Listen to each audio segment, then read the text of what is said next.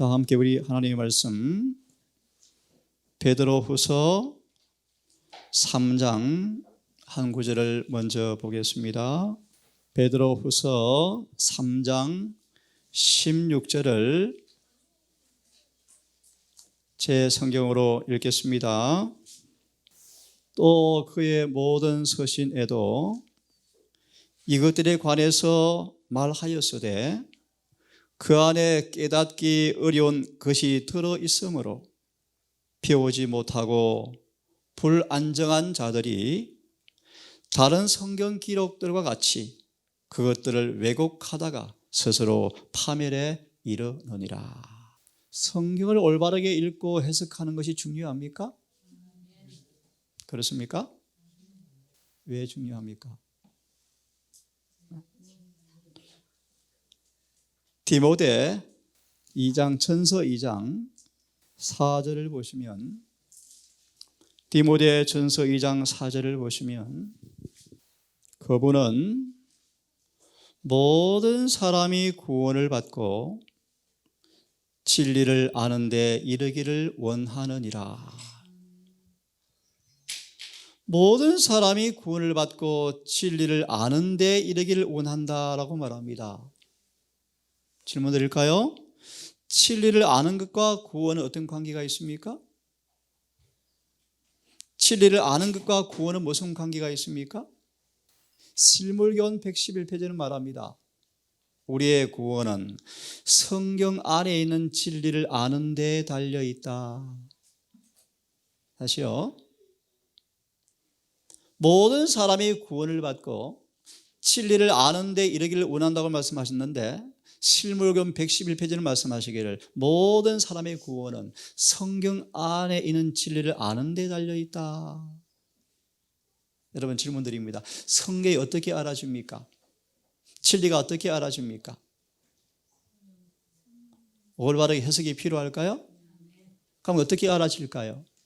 한번 잘 마음으로 따라서 암송하세요. 너희가 내 말에 거하면 참 내 제자가 되어지고 그러면 진리가 알아진다. 요한복음 8장 32절의 말씀이에요. 다시요. 너희가 올바르 깨닫게 깨달은 말씀을 해석한 말씀을 뭐하면? 거하면 말씀에 거하면 다른 말로 사랑하면 순종하면 내 진리가 뭐한다? 알아진다. 알아지면 뭐가 올까요? 구원, 자유가 오리라. 여러분 성경 해석은 굉장히 중요합니다. 방금 말씀을 드렸죠. 어떤 더러 많은 사람들이 성경을 왜곡하다가 멸망에 빠진다. 하나 더 기억하십시오. 세상을 구원하기 위해서 이 땅에 구원의 빛을 주고 구원의 등들을 세웠던 이스라엘 나라가 소망 때가 참에 3장에 잘 이렇게 되어 있어. 마지막 줄에 세상을 구원할 대리자로 부름받은 유대교회가 세상을 위조복음으로 속였다. 더 놀라운 사실은 속인 정도가 아니고 그들도 멸망하였고 세상을 멸망시키는 통로가 되어버렸다.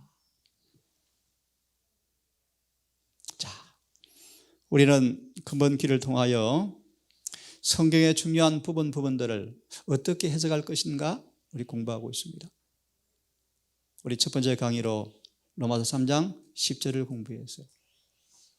성경에 말한 바 기록된 바 의인은 몇 명 있다?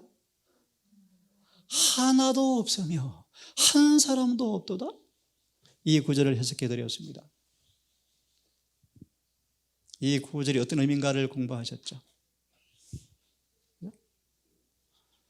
그래서 예수님께서 이 땅에 죄인을 구원하러 오셨어요. 다시 잘 들으세요. 긴 얘기 할 수가 없어요. 복습할 수가 없으니까. 이 땅에 의인이 한 사람도 없어요. 그래서 예수님이 죄인을 구원하러 오셨어요. 무슨 뜻입니까? 내가 의인을 부르러 온 것이 아니라, 이걸 또 사람들이 너무너무 오해를 많이 해요. 죄인을 부르러 왔다? 아, 맞아요. 그럼 왜 부르셨어요? 뭐 어떻게 불러요? 다시 기억하십시오. 죄인을 불러 회개시키러 왔노라. 또 덧붙입니다. 죄인을 구원하러 왔어요. 그래서 우리를 먼저 회개시켜요. 그죠? 회개가 뭐예요? 죄 싫어요. 죄 끝내고 싶어요. 주님, 이 죄를 용서해 주세요. 그러면 회개한 사람들에게서 죄가 고쳐져요. 다시 말합니다. 의인은 한 사람도 없어요. 그래서 예수님이 죄인을 구원하러 왔어요. 무슨 말인가? 죄인의 죄를 고쳐주러 왔어요. 고쳐주러. 고쳐서 기억하세요. 의인 만들려고 오셨어요. 그 의인이 지금 많이 만들어져 가고 있어요. 특별히 그 의인을 대표 명사로 14만 4천 명이 만들어진대요. 오늘 집사님 고백처럼 마귀한테 끄떡도 하지 아니하는 장성분량으로 자라서 진정으로 죄에서 자유케 되어지는 하나님의 계명을 지키는 한 무리를 딱 만들어내시겠대요. 마무리합시다. 의인만 구원이 있어요. 성경에 말하기를 의로운 사람은 하늘에 갑니다. 근데 이 땅에 의인이 없었어요. 그래서 구주가 필요했어요. 그분을 믿으면 의인 됩니까? 의인 돼요. 그래서 로마서 흐름을 제가 지금 이 시간 설명할 시간이 없어요. 그 다음에 뭘 설교했냐면 요한일서 3장 4절을 설명했어요. 시편 51편 2절과 3절을 설명했어요. 죄가 무엇인가? 이거 할 얘기 너무 많아요. 사단은 기가 막힌 한문으로 놈자자예요. 아주 못됐어요. 기가 막히게 죄가 무엇인가를 다 속여놔 버렸어요. 그래서 어려운 얘기인데 사단은 유대 교회를 죄로 완전히 속여서 딱 붙잡았대. 이런 표현 들어봤습니까? 침례 요한이 성령의 감동으로 메시아가 올 때가 되었다라고 직감하고 다니엘서 9장을 연구하다가 예수께서 오실 때가 되었음을 딱 깨달아버렸다. 더 충격적인 사실은 그 때가 어느 즈음인가 이렇게 표현해요. 북방왕이 어려운다는가요? 북방왕이란 말의 의미는 뭐냐 하면 유대 나라를 괴롭히는 북쪽의 세력이요. 그 당시 지정학적으로 오늘날 바벨론 세력이요. 자, 북방왕이 하나님께서 앉는 의자 위에 시온산 궁정에 딱 앉아 있더라. 침례 요한이 그걸 보는 거예요. 이걸 또 다르게 말하면요, 들어봤어요? 멸망에 가정한 것이 거룩한 곳에 선 것을 보거든 그런 뜻이에요. 더 쉽게 사람들을 눈을 싹 감겨서 죄를 딱 짙게 하고 죄에 취하게 딱 만들어 놓고 쏟게 만들어 놓고 멸망으로 끌어가기 위해서 마귀가 이제 의자있다 앉아있다. 이 역사가 지금 우리 앞에 펼쳐지고 있는데 사람들이 몰라요. 자, 죄가 뭔가, 의가 무엇인가 알아야 돼요. 확실하게 알아야 돼요. 하나 질문 드리고 오늘 본론 들어갈 거예요. 성령이 임하지 아니하면, 성령의 도움을 받지 아니하면 아무도 죄가 무엇인가를 깨달을 수 없어요. 너무너무 중요한 말이에요. 그래서요, 오늘 간증하셨는데 심판날에 수많은 사람들이 나 귀신 내어 쫓았어요. 나 선교사였어요. 내 목사였어요. 예수님 같이 사경에 많이 다니셨잖아요. 부흥회 했잖아요. 같이 밥 먹으러 왜 모르셔요 예수님? 나는 몰라 가라. 왜 죄를 짓고 살았니? 가라. 이럴 거예요. 죄가 무엇인지 알지 못하고 죄가 무엇으로 구성되는가 알지 못하고 죄를 지으면서 선교한 거예요. 목회한 거예요. 심판할 주님께서 말씀하시기를 나 모르겠대요. 하나 청정합니다. 식무가 아니고요. 최고의 은사의 최고의 은사. 순교자보다 하늘의 문이 먼저 열릴 사람들은 엄마의 엄마. 네? 가정의 어머니. 성교하면 안 나갔지만 자녀를 말씀에 잘 키운 엄마들, 자녀 건강을 위해서 정말 큰 음식을 만든 엄마들, 입술이 어설퍼서 복음은 못 전파했지만 삶 속에서 향기가 된 사람들은 순교자보다 먼저 하늘에 간대요. 그런 멋진 선교를 하기를 바랍니다. 자, 다시요. 오늘은 이제 5번째 시간이요. 아주 중요한 성경 본문이요. 로마서 7장에 대한 해석이 정말 분분해요. 오늘 여러분 어떻게 이해할지 모르지만 저처럼 해석하는 사람들이 이 무리 안에서 희귀할 정도로 없어요. 여러분들이 판단하십시오. 자, 하나 더 질문 또 드리고 싶은 생각이 들어져요. 성경이 몇 종류입니까? 한 종류요, 한 종류. 하나요, 하나.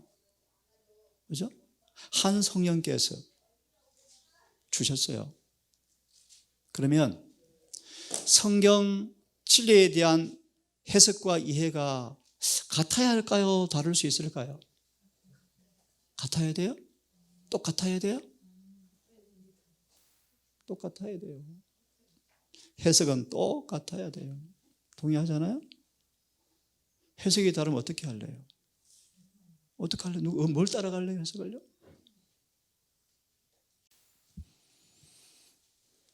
오늘 이 본문에 관한 해석은 굉장히 중요해요. 이 해석이, 이 이해와 이 체험이 셋째 천사의 기별에 처음에 나아갈 수 있게 하는가 방해하는가 그런 기로짐도 되기도 해요. 오늘 이 부분을 우리 시간 되는 대로 함께 연구해 보려고 합니다. 왜 해석이 중요한가? 우리 마음은 무엇을 먹고 살죠? 마음이 먹는 양식이 뭐죠? 보고 예를 들어서 참 아름다운 소식을 받은 마음이 어때요? 기뻐요. 뭘 먹은 거예요? 양식을 먹은 거예요. 그죠? 다시 말 우리 마음이 우리의 생각이 어떠한가에 따라서 행동은 달라질까요? 달라져요. 성경은 말하기를 사람의 마음이 어떠한지 위인도 그러하리라. 세상의 말로 마음 먹기에 달려있다. 그런 표현도 쓰잖아요. 그죠? 그래서 사람들이 이런 표현을 가끔 써요. 우리 예언의 신에도. 얼굴은 마음의 거울이다. 그죠? 다시 한번 모든 것을 뭘 표현하고 있는 거예요? 우리 마음을요, 마음을. 심지어 우리 아이들인데요. 예언의 신은 그렇게 표현했어요. 어린 갓난 말도 못한 아이일지라도 그들의 행동으로 품성을 드러내고 있다. 그렇게 얘기해요. 그래서 기도 많이 해야 돼요. 아이들이 억지 부리고 뗐을 때 기도 많이 해야 돼요. 하나님, 이 죄된 본성의 타고난 성벽을 이 아이가 이길 수 있도록 엄마의 기도가 필요하고요. 성령의 은혜가 필요해요. 왜냐하면 어린 아이일지라도 그들의 행동은 품성의 표현이라고 얘기했어요. 다른 마음의 표시요, 마음의 표시. 하나 조금 빗나간 말씀 하나 해드릴게요. 가난아이가 막 울어요. 보채요. 막 보채요. 열 꽃도 펴요. 엄마가 귀찮다고 달래려고 또 젖을 먹여요. 예언의 신은 그렇게 말을 써요. 참 바보 엄마다. 아이는 지금 소화가 안 돼서 울고 있는데, 가래뽕기로 나와요. 소화가 안 돼서 울고 있는데 무식한 엄마는 또 하는 거예요. 또 쓰레기 만들어주는 거예요. 이해되셨어요? 가래뽕기를 보면 아이에 대한 핏줄 읽어보세요. 부르게 잘 나와요. 자, 좀 빗나간 얘기를 드렸어요. 우리의 마음이 어떠하면 사람이 그렇게 살 거예요. 우리가 진리를 어떻게 믿는가, 어떻게 받아들이는가 중요할까요? 중요하죠. 아주 중요하죠. 신뢰를 간단히 듭니다. 하나님께서는 분명하게 가나안 땅을 주신다고 말씀하셨어요. 성경은 분명하게 죄를 이길 수 있다고 말씀하셨어요. 하나님께서는 분명하게 가나안 땅을 준다고 말씀하셨어요. 근데 가보니까 정말 멋진 하늘나라는 확실한데 못 갈 것 같아요. 왜요? 현실이 그렇거든요. 또 그렇게 경험되었거든 안 되거든요. 그들이 짜증을 내요. 하나님, 왜 우리 실망시켰어요? 저가 꿀은 흐른 것처럼 보이는데 우리 못 갈 것 같은데요? 누가 저기를 가요? 우리보다 강한 민족이 지키고 있는데요. 들으세요? 맞아요. 인간의 과학은 불가능해요. 인간의 힘으로 죄를 이기는 것은 불가능해요. 인간 스스로 죄를 벗어나는 것은 영원히 불가능해요. 하지만 죄에서 벗어나야 하늘에 가요. 잘 들으셔야 돼요. 인간의 힘으로 가나안 땅을 점령하는 것은 불가능해요. 메뚜기예요, 메뚜기. 철병가 앞에 메뚜기예요, 메뚜기. 근데 주님께서는 주신대요. 주님을 믿는 믿음이 없는 연고로 이들은 안 되겠어요. 누가 이겨요, 죄를요? 그들은 마음먹은 대로 열매를 거두고 광야에서 죽었더라. 이 말이요. 이해하셨어요? 로마서 7장을 잘 보실 거예요, 오늘요. 7장에 대한 이해가 대다수가 열정당구처럼 믿고 따라가고 있어요, 사람들이. 두 번째로 아시는 것처럼 갈렙은요, 예, 그런데 되네요. 그런 경험을 해왔거든요, 갈렙은요. 그죠? 갈렙은 믿음대로 가나안 땅 들어갔어요.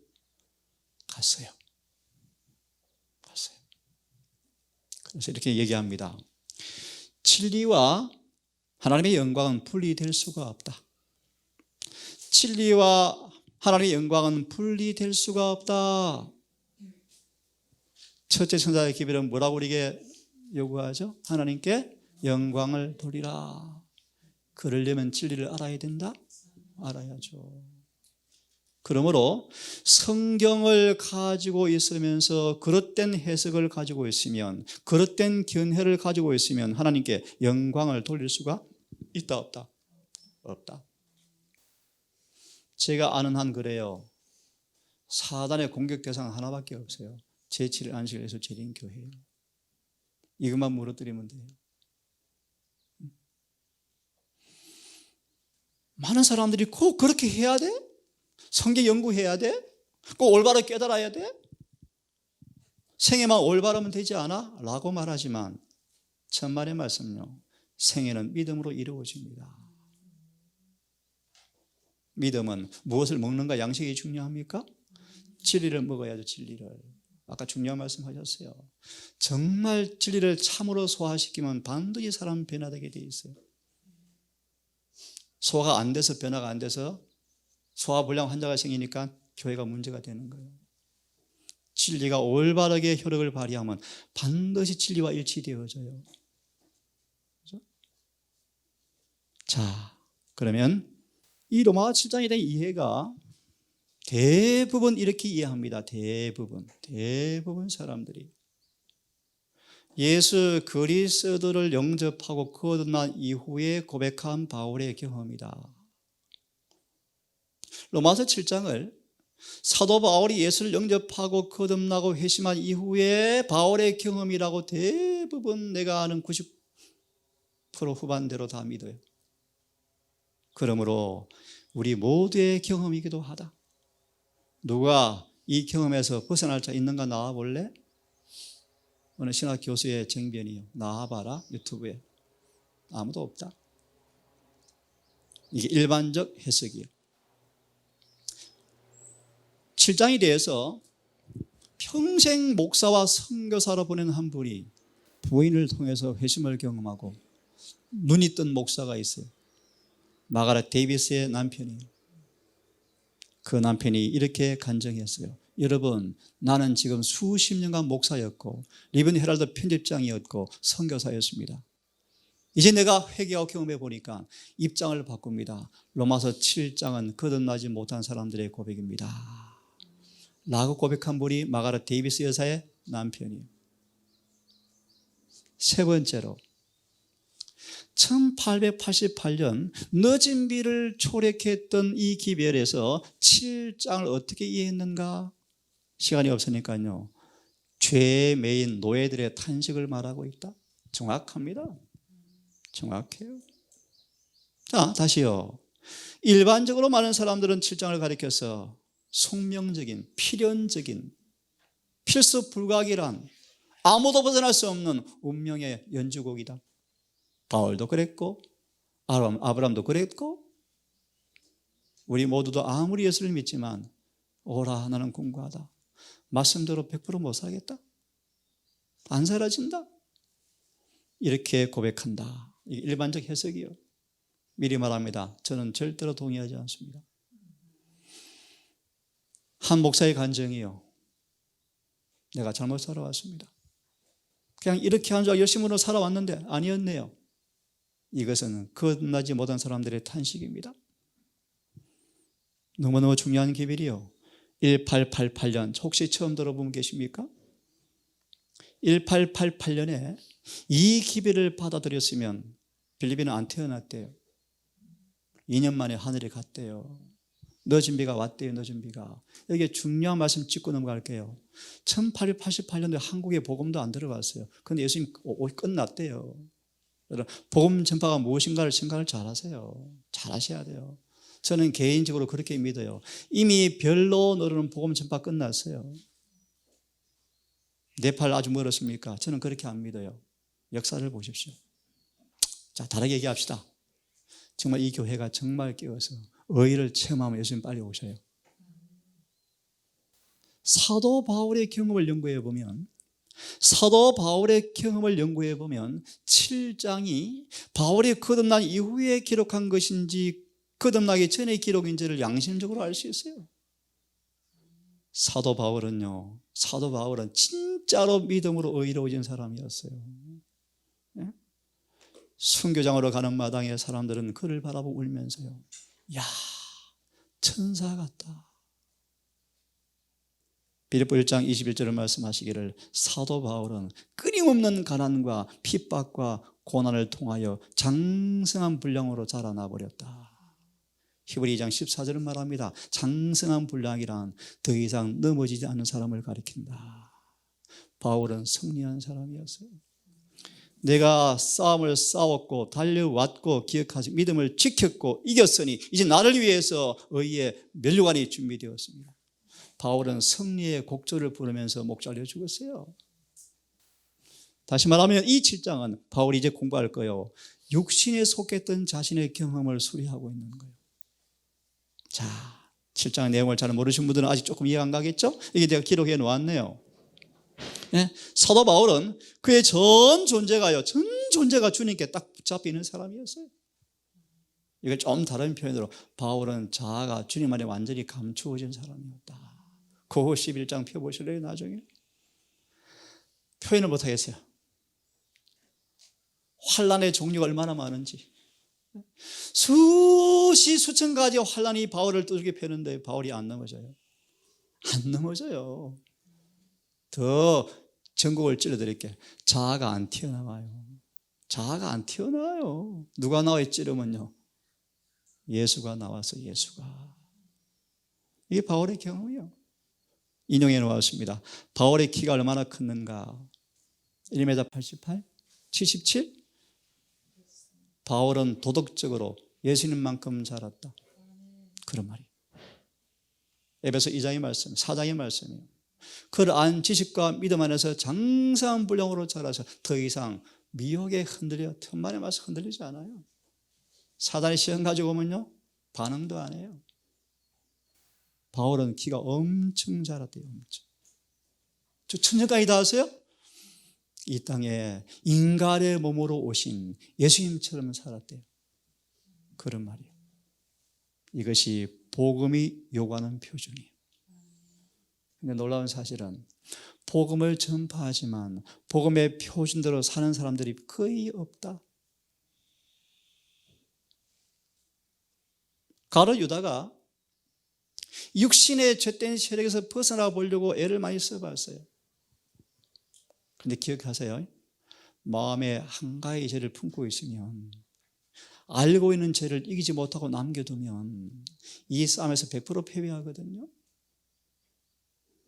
근데 맨날 싸우려고 애를 써요. 근데 안 돼요. 예수님 보고 폭 빠졌어요. 와, 예수님 멋져. 나 막 불타올라. 사단이 불타올라. 예수님 닮고 싶어요. 감동을 받아요. 돌아서면 가마가 식어져서 또 육신에 넘어져요. 이 싸움을 한참 하다가 유다가 결정을 냈어요. 안 된다.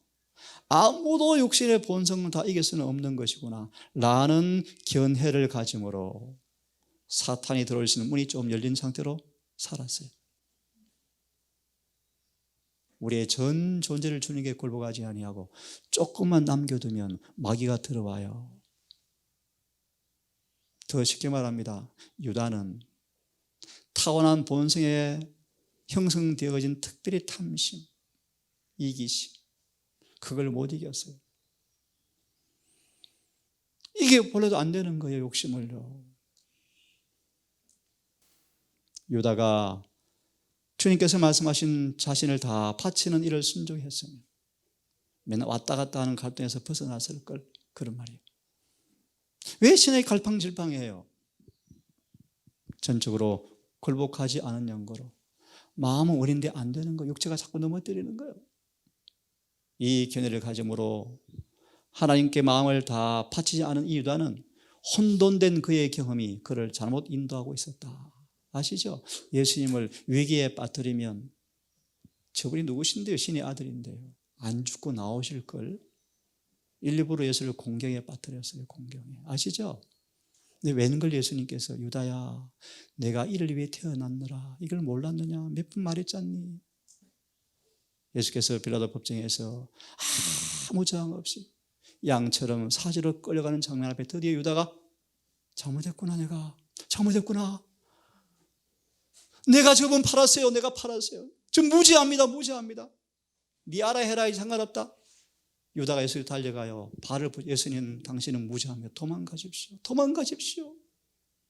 예수께서 눈물만 흘리고 계셔요. 유다야 너 안 태어났으면 참 좋을 뻔했는데. 우셨어요. 유다는 멸망받았어요. 우리는 절대적으로 우리 의지를 하나님의 뜻에 100% 굴복시키지 아니하면 아무도 왔다 갔다 하는 이 노예 상태에서, 갈등 상태에서 못 벗어나요. 많은 사람들은 자기가 알고 있는 빛대로 살지 못해요. 우리가 전도하는 사람처럼 때때로 살아가요. 우리가 침대에 있는 사람이 교회에 와보니까 새신자가 구신자보다 나아요. 교회 와보니까 교회도 계급이 있고요, 당파가 있고요, 자존심이 세고요, 싸우고요. 별로 안 달라요. 그러니까 하는 말이 그래요. 맞아, 그래서 예수 믿는 거야. 다 예수 믿어도 이렇게 우리가 다 죄에서는 못 벗어나 라는 논리요. 사단이 이렇게 하나님께 도전했습니다. 하나님, 이제 내 말이 확실합니다. 인간은 타락해버렸습니다. 영원히 스스로 죄에서 벗어나는 건 불가능합니다. 내 말이 맞죠? 이 인간들은 절대로 죄에서 못 벗어납니다. 지구는 내 겁니다 라고 호언장담했어요.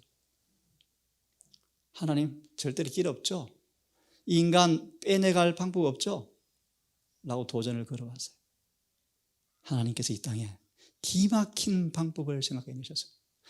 타락해버린 인간의 조건을 그대로 가지고 갔어요. 그런 인간에게 두 번째 기회가 주어지면, 왜 마귀한테 쏘갔잖아요. 사단아, 너는 하늘 보좌에서 범죄했지? 너에게 몇 번 기회를 주었지? 너는 말 안 들었지? 그런데 마귀야, 사단아, 인간은 너한테 쏘가서 죄를 지었잖아. 내가 죄를 위해서 기회를 줄 거야. 그것이 구속의 경륜이에요. 기회를 주되 그냥 줄 수는 없는 거 나도 알아. 공평한 분이시니까 내가 저들의 죄값을 내가 대신 지어줄 거야. 마귀 할 말이 있어? 없는데요. 그래요. 이게 지금 대장투의 이야기. 예수가 이 땅에 오셔서 인간과 똑같은 조건을 가지고 온다고 말하니까 마귀가 너무너무 좋아했대요. 아휴, 타락 전에 아담도 내가 넘어뜨렸는데 이제 식은 죽 먹기지 뭐. 호언장담했는데 예수님이, 야, 이게 경건의 비밀이에요. 타락한 인간과 똑같은 조건, 엄마 아빠 우리 육신의 혈통 유전을 그대로 받고 태어났는데 우리처럼 하나님께서 안 건드려지면, 성령이 없으시면 100% 우리처럼 살 그런 인간으로 오셨는데 예수님이 우리에게 믿음은 이렇게 하는 거야, 이렇게 기도하는 거야, 이렇게 성령을 모시는 거야, 이렇게 친히 보여주심으로 그런 타락해버린 인간의 본성 가운데서라도 사단과 관계없이 살 수 있다는 사실을 보여주었다. 그러자 마귀가 입을 닫아버렸다, 그런 말이에요. 그 사실은 이제 인간도 자신을 부인해야 한다. 이것이 필수적이라. 그러므로 하나 기억하세요. 빌립보서 1장 21절, 영생의 조건은 딱 하나로 기결되어지면 완전한 자아 굴복이에요. 완전한 자아 굴복. 오늘 로마 7장이요. 내가 진짜 죽는 경험을 하지 않고서는 하늘에 아무도 못 가요. 왜 그런가? 진짜 안 죽으면 늘 마귀한테 먹혀요. 환자 죽은 사람 많이 봤을 거예요. 칼로 찢어도 한마디 신음소리도 안 내. 고린도서 5장 21절, 베드로전서 2장 24절 23절. 예수께서 왜 죽으셨는 줄 아니? 그것은 나처럼 너희도 죄가 오면 관계없고 의와 친구되게 하려고 죽으셨어. 그런 뜻이에요. 설명해 주면 애굽의 한복판에 살았던 요셉같이 만들어주고 싶어. 꿈도 꿀 수 없는 죄악으로 둘러쳐져 있지만 요셉은 마치 봉사처럼 살았다. 귀 먹으리처럼 살았다. 반대로 하늘의 음성은 너무 기가 막히게 잘 들려. 하나님 눈으로 보였어요. 요셉은 그런 사람이었어요. 우리를 그렇게 만들어 주려고 주님께서 죽으셨대요. 다시 말합니다. 여러분, 죽는 것. 이게 로마 7장의 핵심이요. 1절로 4절의 핵심이요. 진짜 죽고 있으면요, 사단이 절대로 죄짓게 못해요. 네? 모세처럼 왕이 껌이요, 껌. 예언실은 그렇게 말해요. 모세에게 있어서 왕위를 버리는 것은 사탕 발림에 불과한 거였다. 그거는 희생한 것이 아니었다. 애굽의 왕 되는 거? 버린 거 대단해. 아니, 하나님 보시기에는 아이고 사탕 발림이었어. 모세 아이고 정말 좋다. 모세 역시 내 친구다. 사람들은 저울질 하잖아요. 이거 포기해도 말아야 돼. 바울은요, 회심한 다음 쓰레기통에 다 던져버렸어요. 네? 옆에서 아무리 욕해도 높으라 그러면 상관없어요. 자존심 안 나와요. 이기심이 없어요. 아브람, 로사, 저 자식 이렇게 배은망덕한 놈 할 수 있는데 아브라함은 그렇게 내 양보할게. 사심이 없어. 사심이. 그러나 예수님이 사랑이 많을 때 동네 방네 왕따 했어. 왕따. 소망은 그렇게 말하. 예수님은 친구가 한 사람도 없었다. 유년 청년 시절을 겪으면서 친구가 한 사람도 없었다. 더 놀라운 사실은 그분을 이해하는 사람도 한 사람도 없었다. 그래서 어린 빌립의 나이에 예수님이 절개한 것은 동물과 놀았다. 말 못한 짐승들과 놀았고, 어린 예수의 습관 가운데 하나, 말리도 안 말려지는 습관이 있었다. 짐승이 고통을 당할 때 안 도와주고는 못 베긴 예수님이셨어. 어릴 때 사랑의 동력이 철철 넘쳐났고 예수가 계심으로 사람과 짐승도 행복해 했다. 여러분, 그런 예수님을 품에 모시기를 바랍니다. 네? 자, 이게 그런 말씀 아이들 때문에 이렇게 좀 이해시키려고 좀 풀이해 줬어요. 한번 읽어보실래요? 7장 하지도 자, 읽어보세요. 친히 담당이 뭐지? 담당. 쉬운 말로 가져가 버렸다. 가져가 버렸으니까 우리가 죄에 짊어질 필요 있어요 지금요? 근데 왜 맨날 짓고 살아가요? 또 왜 자꾸 지어요? 읽습니다. 우리로 시작. 이는 우리로 죄에 대하여 죽고. 무슨 말이에요? 죄에 대해 죽고.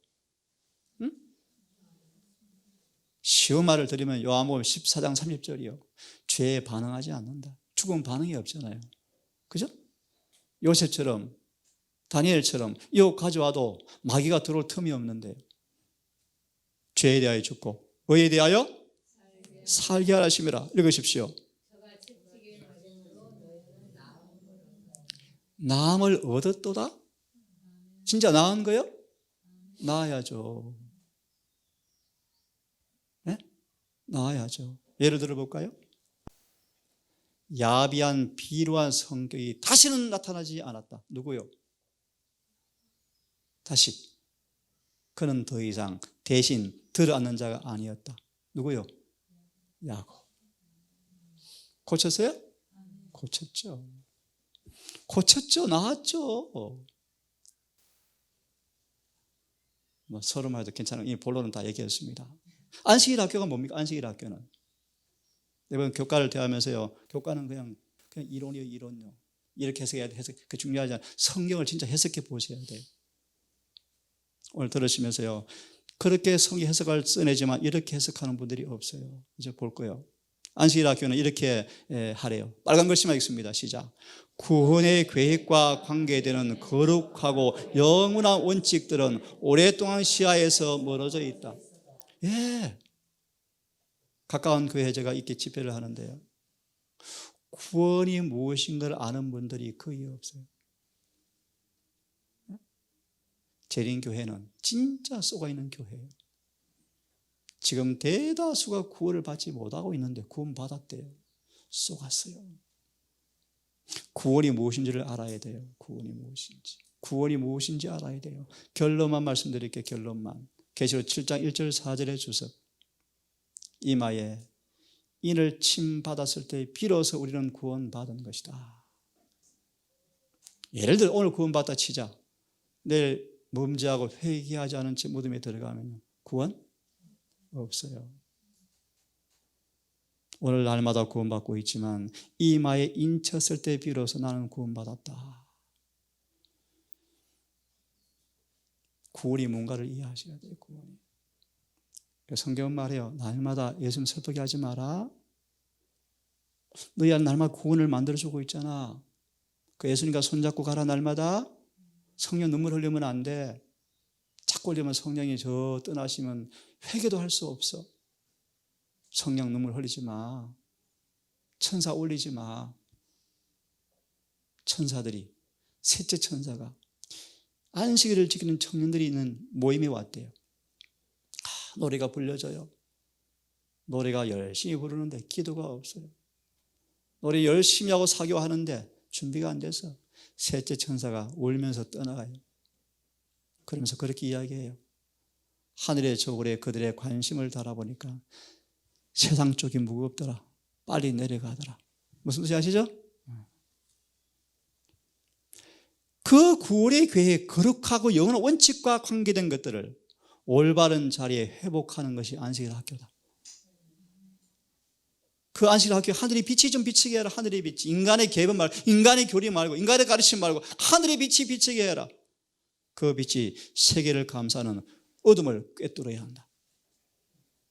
그래서 우리 집사님 요즘 둘째 천사 기별을 지금 공부해요. 둘째 천사 기별.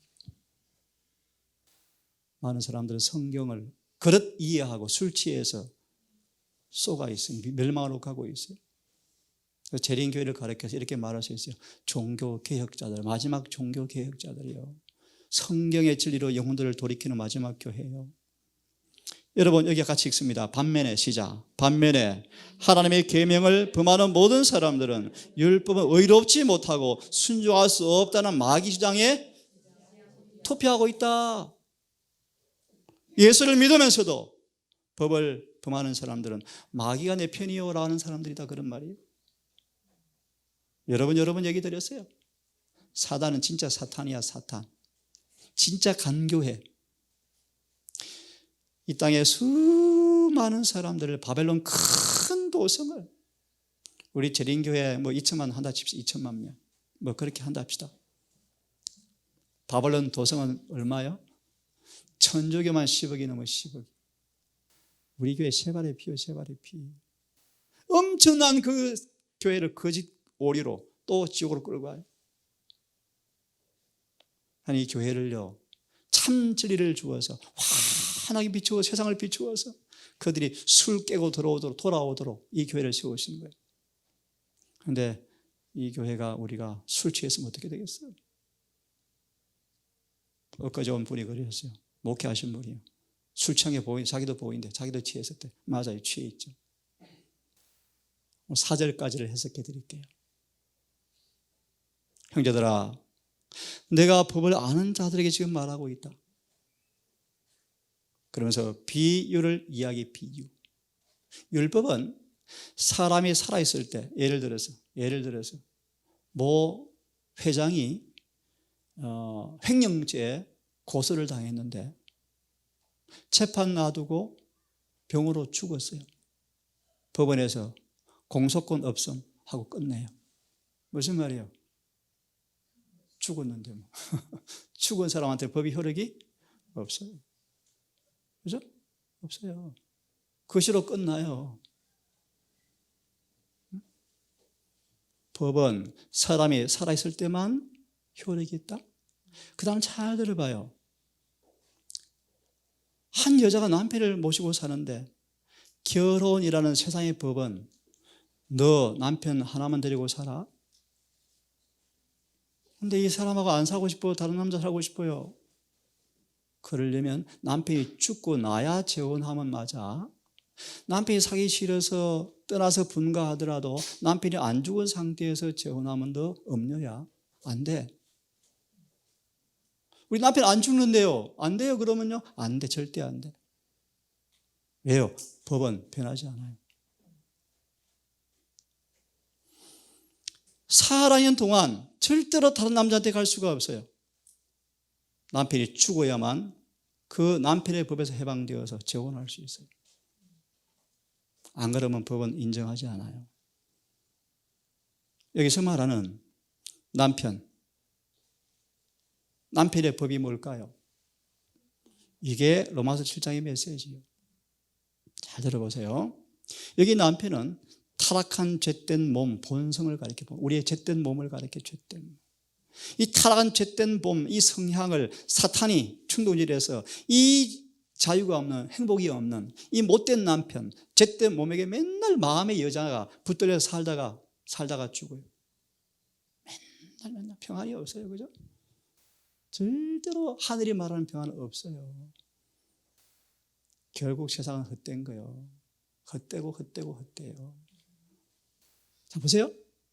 이런 죄된 몸이 언제 우리가 해방돼요? 무덤에 가야 되잖아요. 그럼 우리도 끝이잖아요. 그런데 여러분, 무덤에 안 가고 이 옛 남편이 죽는 방법을 주님께서 만들어 놓으셨대요. 네? 이해되셨어요? 무덤에 안 가고 지금 내가 살아있지만 내 죄된 본성이, 남편이, 몸이 죽는 비책을 주님께서 마련해 놓으셨대요. 미리 말합니다. 이게 십자가와 주와 함께 장사를 치르는 자아 굴복, 자아가 죽는 경험을 하게 되어지면 옛 남편이 나를 지배를 못해요.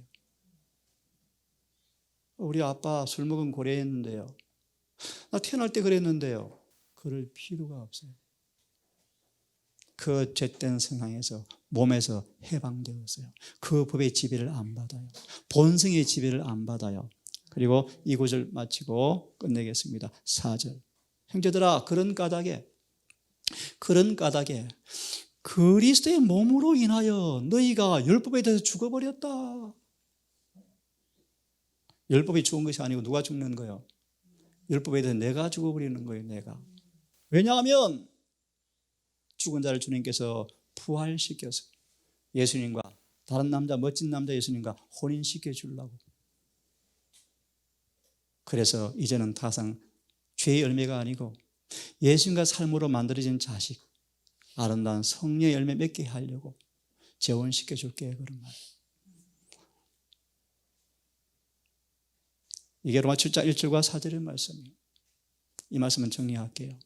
많은 사람들이 옛날 남편, 옛날 죄법, 죄된 몸이 죽는 경험을 못 해봤어요. 그래서 죽이고 싶어요. 불을 지르고 칼을 찌르고 무릎에 바늘을 찌르도 안 죽어요. 금식 기도도 안 죽어요. 솔잎을 씹어 먹어도 안 죽어요. 무릎으로 계단을 기어 올라가도 안 죽어요. 오직 유일한 것은 복음을 경험해야 돼요. 예수님을 먹고 소화시켜야 돼요. 성령을 받아야 돼요. 안 그러면 절대 안 죽어요. 절대로 안 죽어요. 우리 주님을 통하여 우리의 몸이 죽는 것이 뭔지, 우리의 죄된 성향이, 죄의 정욕이, 육신의 본성이, 몸이 죽는 것이 무엇인지 주님을 통해서 경험하셔서 이 벗어나고 싶은 죄의 법에서 벗어나는, 그래서 예수님과 결혼하는, 모두가 여러분 옛 남편과 이혼을 빨리 하고 새 남편과 결혼하십시오. 그럼 그 안에 드디어 자유의 경험이 와요. 자유. 죄에서 해방되어진대요. 오늘 여기까지 하겠습니다.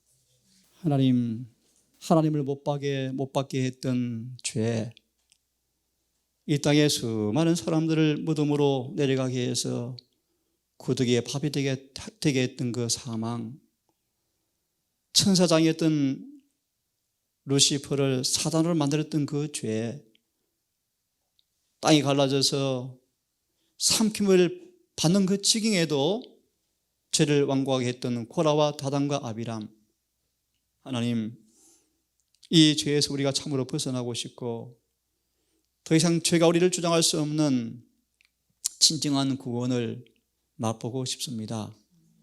하나님 원하옵기는 오늘 본문의 말씀처럼 옛날 남편과 철저히 이혼하고 아무리 몸이 우리 앞에 있지만 우리에게 존재하지만 죄된 몸이 육신의 본성의 힘이 우리를 지배하지 못하는 그 진정한 자유가 경험되어지고 싶습니다. 하나님 오늘도 우리 주님을 바라보고 생각하고 기도하고 성령으로 호흡함으로 이 자아가 죽어지는 거룩함의 경험, 그 놀라운 경험이 깊이 경험되어지게 하셔서 사단과 관계없는 육신과 관계없는 하늘에 속한 사람으로 살아가는 진정한 구속의 경험이 우리 모두에게 깊이 경험되어지게 해 주시옵소서. 예수님 이름 의지하여 기도드리옵나이다.